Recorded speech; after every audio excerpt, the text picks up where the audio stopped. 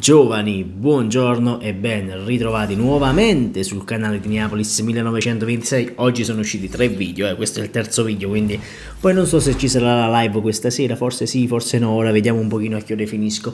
Detto questo, Napoli bassa a Unania 10-0 il giorno dopo. Uno dice: Neapolis, ma che fai? Fai il video con un amichevole che no? Sì, ragazzi, perché c'è da parlare un pochino di qualche giocatore che mi è parso un pochino sopra le righe, qualcuno sovrappeso, Petagna, e qualcuno in ottima forma, Kvara, allucinante. A Napoli è già scoppiata la Kvara mania, ragazzi, lo posso dire tranquillamente. Attendevo con ansia l'esordio del Napoli in stagione, anche se era una squadra di eccellenza, questo nessuno lo mette in dubbio, però Kvara o Kvaratskhlia, e decidete voi, mi ha dato buonissime impressioni. Uno contro uno è formidabile, ma già l'avevamo visto in Nations League, ragazzi, quindi buon per il Napoli averlo acquistato, perché la concorrenza era tanta, c'era la Juventus e molti club europei sul giocatore, quindi c'è da fare un applauso a Giuntoli. Signori, premessa. Ho capito perché molti giornalisti stanno leccando parecchio il sedere ad Aurelio De Laurentiis in questo periodo, perché la telecronaca è stata affidata a Carlo Alvino. Io già non lo tollero, perché io non lo tollero Carlo Alvino, mi è toccato pure sentirmelo mentre guardavo la partita. Ho visto i primi 35 minuti di partita, perché poi naturalmente ero al lavoro, poi mi sono recuperato gli highlights, ragazzi, però da quello che mi è parso nei primi minuti di gioco, l'impressione, quello che mi ha dato più impatto visivo è stato proprio Kvaratskhlia. Allora, il capitano è stato Di Lorenzo, capitano che, come ha detto Luciano Spalletti nel post partita, sono i giocatori che hanno scelto il capitano, non siamo andati chi ha più presenze, chi ha più... no, i ragazzi hanno visto che Di Lorenzo è attaccato tantissimo al gruppo, è un ragazzo che si fa volere bene da tutti, ha un buon rapporto con la società, e quindi i giocatori hanno deciso di dare la fascia a Di Lorenzo. Scelta giustissima secondo me, perché ragazzi, Di Lorenzo merita la fascia di capitano, è quello che forse suda di più dopo Mario Rui la maglietta, quindi è giustissima la scelta. Comunque, detto questo, il primo gol della stagione del Napoli 22-23 lo segna Amir Rrahmani su assist, scusatemi, di Kvara.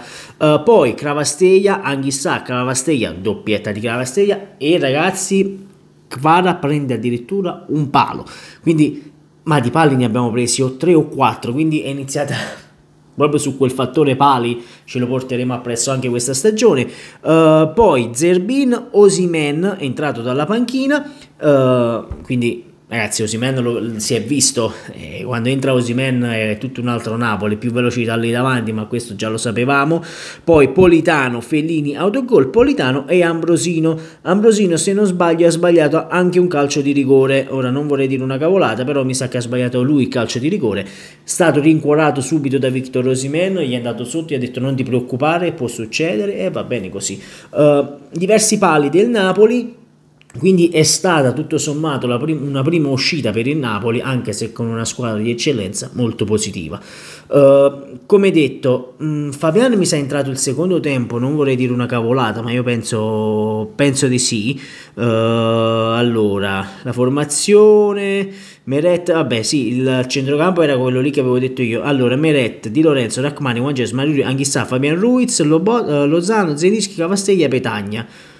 Non è vero, perché Fabiano non ha giocato Lobotka, ragazzi. Lobotka tanta roba, come sempre, anche Anguissa che c'ha un po' il broncio, però ha fatto un bel gol, Il miglior gol di giornata secondo me lo segna proprio Anguissa. Poi come detto, tante traverse, tanti pali.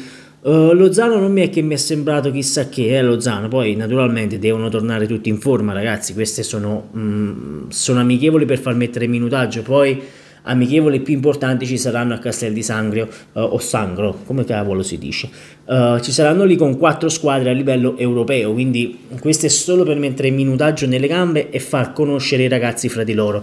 Scelta giustissima da parte della società non andare all'estero come fu l'anno scorso, mi sa, o 2 anni fa, che andammo a giocare l'Audi Cup, cos'era l'Audi Cup mi sa, comunque con tutte le soste per le nazionali che ci saranno per i mondiali è giusto concentrarsi subito sul campionato e non fare tanti viaggi per il mondo e robe così, tanto è inutile, non servono a nulla, è solo marketing, ma tanto il Napoli il marketing non lo sa fare, punto basta. Detto questo, Spalletti l'ha detto, abbiamo bisogno di tempo per trovare la nostra posizione in campo. Ha anche aggiunto che quest'anno per lui sarà più semplice trovare la quadra, perché naturalmente abbiamo perso giocatori importantissimi, Insigne, Mertens, Ospina, perché ragazzi Ospina erano quei 10 punti in più che ti dava il portiere, poi abbiamo perso Kalidou Koulibaly, Zanoli messo da posizione difensore centrale, a parte Vaiù. Praticamente la difesa del Napoli era tutta in attacco, perché naturalmente una squadra di eccellenza non è che ti può impensierire a livello difensivo. Ecco, forse avrei fatto proprio questa scelta di giocare bassissimi e di farti attaccare, giusto per vedere qualcosina anche in fase difensiva, e poi non è stato possibile, però va bene così, non possiamo chiedere il mondo visto la prima uscita. Ora la prossima partita, se non sbaglio, ora controllo un attimo, ma mi sa che dovrebbe essere contro il Perugia, Napoli, amichevoli estive. Allora un attimo, amichevoli, allora mostra di più. Allora la prossima è Napoli-Perugia domenica alle ore 18, quindi poi a Castel di Sangro ci sarà il Mallorca, il Girona e l'Espanyol. Poi il 15 di agosto si parte con il campionato Verona-Napoli, il 15 di agosto, io ho visto pure a fatica, incredibile. Comunque questo era il giorno dopo, ragazzi, più di questo che vogliamo dire. I top, ragazzi, come detto, sono Kvara su tutti, come detto, è esplosa la Kvara mania a Napoli, ma era normale, perché il giocatore si è fatto tanto desiderare e io ero veramente curioso, sono sincero, di vederlo in azione questo ragazzo, e mi ha fatto una buonissima impressione. Poi non so voi, fatemi sapere voi qui sotto nei commenti cosa ne pensate di questo giocatore. Allora, fattori primavera, perché poi c'è stato Zerbini, è entrato, ha segnato, Zerbini hanno detto forse rinnova, non rinnova. Ambrosino, ragazzi, naturalmente è giovane, però io lo terrei in squadra. Petagna dovrebbe andare al Monza, non sappiamo se una piccola considerazione su Petagna, aiuto. Non fa manca la differenza con i giocatori dell'eccellenza, ecco, quindi quando io vi dico Petagna non è un giocatore da Napoli, ma non è perché voglio sminuire il ragazzo, perché il ragazzo si applica, ci mette tutto l'impegno, che è una buonissima cosa, e questo nessuno lo mette in dubbio.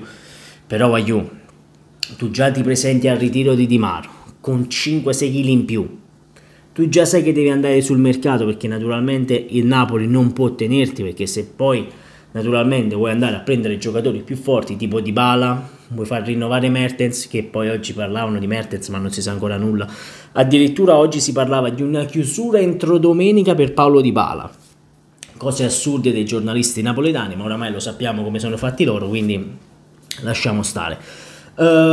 Detto questo, caro Andrea, bimbo caro, mettiti sotto perché devi iniziare a perdere tanto peso. Poi sentivo Alvino che diceva ma è sovrappeso di qua. No, ragazzi, non lo puoi giustificare, è un professionista, anche quando si va in vacanza sei un professionista.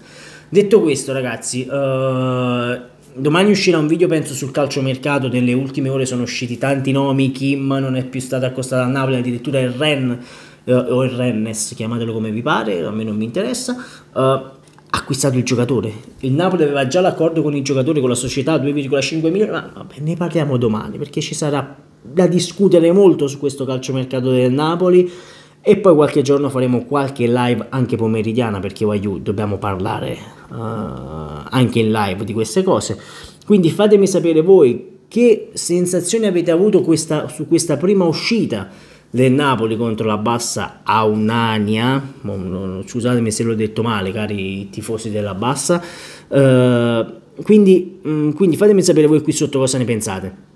Il top e il flop, ragazzi. Se Di Lorenzo secondo voi sarà un buon capitano, io spero che sia un grandissimo capitano, non un buon capitano, un grandissimo capitano, e le potenzialità ce l'ha tutte il buon Di Lorenzo per diventare un grandissimo capitano. c'ha esperienza, anche se giovane Waiu, ma c'ha un'esperienza di quel giocatore allucinante.